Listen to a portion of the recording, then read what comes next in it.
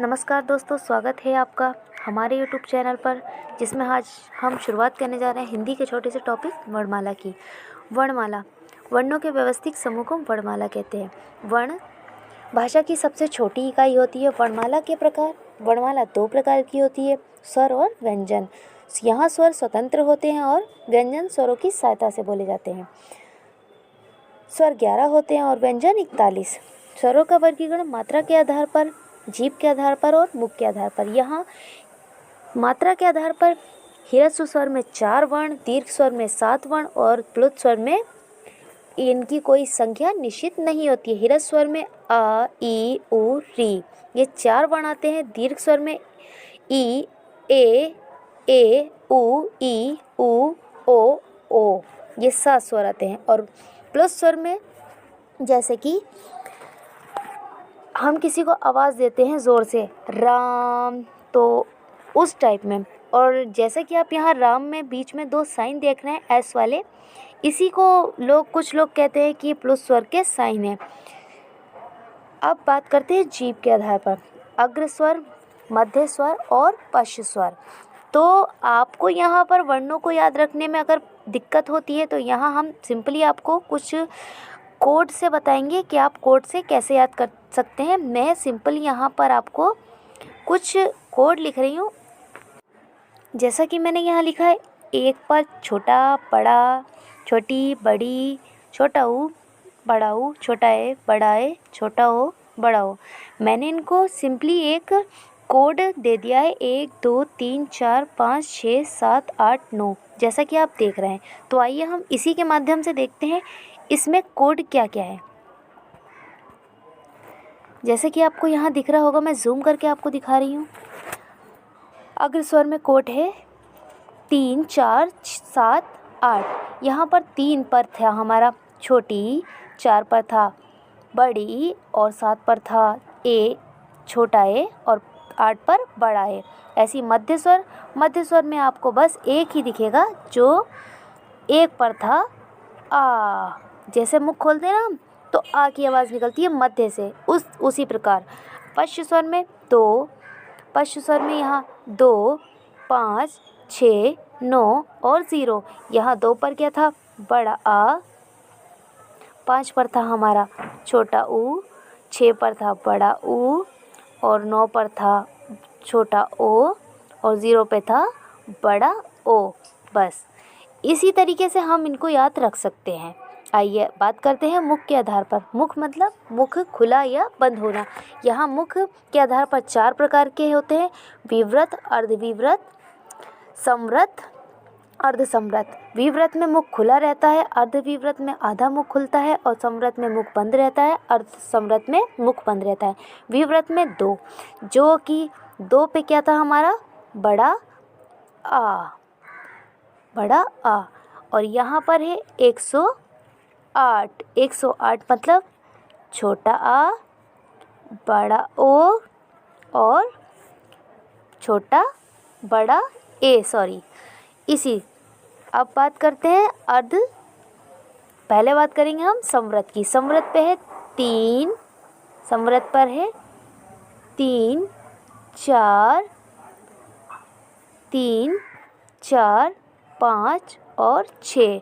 3 पर था हमारा छोटा ई, 4 पर था बड़ा ई और 5 पर था छोटा ओ और 6 पर था बड़ा ओ। ये सारे हमारे आते हैं संवृत में। अर्धसंवृत में यहाँ अर्धसंवृत दे रखा है, अर्धसंवृत में दे रखा है 7 और 9। 7 पर था हमारा छोटा ए और 9 पर था छोटा ओ। बस इसी तरीके से हम याद रख सकते हैं। ये हो गए हमारे स्वर। व्यंजन की बात करते हैं स्थान के आधार पर और प्रयत्न के आधार पर। स्थान के आधार पर हमारे 5 वर्ग होते हैं और 5 वर्ण होते हैं, का वर्ग, चा वर्ग, टा वर्ग, ता वर्ग और पा वर्ग। का वर्ग कंठ के आधार पर, चा वर्ग तालु, टा मूर्धा, ता दंत और पा ओष्ठ। का वर्ग का से माँ तक वर्णों को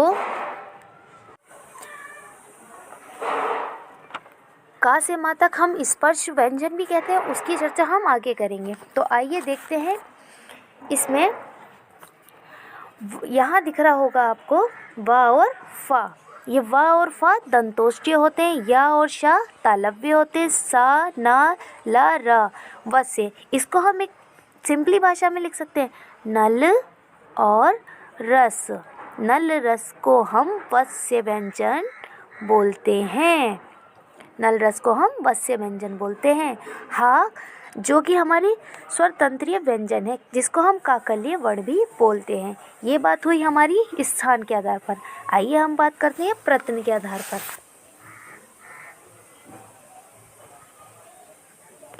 प्रत्यय के आधार पर हमारे आते हैं, आपको दिख रहा होगा, जूम करती हूँ मैं।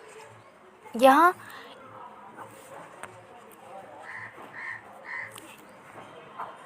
स्पर्श व्यंजन, ऊष्म व्यंजन, उच्छिप्त, अंतस्थ और संयुक्त व्यंजन। स्पर्श व्यंजन 25 होते हैं, ऊष्म 4 होते हैं, उच्छिप्त 2 ही प्रकार होते हैं जिनको द्विगुण व्यंजन भी बोला जाता है। अंतस्थ से 4 प्रकार के होते हैं और ये संयुक्त स्वर भी, यहाँ संयुक्त व्यंजन की बात हो रही है। स्वर हमारे पीछे चले गए। तो हमने देखा अल्प प्राण में 135 और इसमें 24, जिसमें का और गा और पांचवें में लास्ट का ड़ा और दूसरे में खा और इसमें घा, जिसमें हम कह सकते हैं वर्ण का पहला, तीसरा और पांचवा वर्ण अल्प प्राण में और दूसरा चौथा वर्ण महाप्राण में आता है। ऐसे ही बात करेंगे हम। अल्प प्राण में या रा ला वा आते हैं और महाप्राण में शा शा सा और हा आते हैं। उच्छिप्त हमारे 2 प्रकार के होते हैं, जिसमें एक ड़ा अल्प प्राण होता है, ड़ा महाप्राण होते हैं, किंतु ये दोनों ही सघोष होते हैं। स्वर तंत्री के आधार पर वर्ण 2 प्रकार के होते हैं, अघोष और सघोष। अघोष 13 होते हैं और सघोष 31 होते हैं। अब मैंने यहाँ भी अघोष और सघोष का कोड बनाया है, जो मैं आपको अभी बताती हूँ। मैंने यहाँ बाहर 12 लिखा है और यहाँ लिखा है 3, 4, 5। ये हमारे अघोष है और ये सघोष। मतलब आप कह सकते हैं पहला दूसरा अघोष, बाकी सारे सघोष। मतलब पहला वर्ण, दूसरा वर्ण अघोष और बाकी सघोष। तो यहाँ पर शा और शा भी हमारा अघोष में आएगा और सघोष में या रा ला वा हा और प्लस यहाँ पर सारे स्वर आते हैं। अब सघोष में हमारे क्या क्या आएंगे, एक सेकंड मैं आपको बताती हूँ।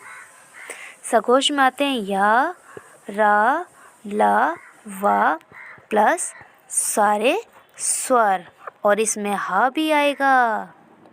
हाँ, तो ये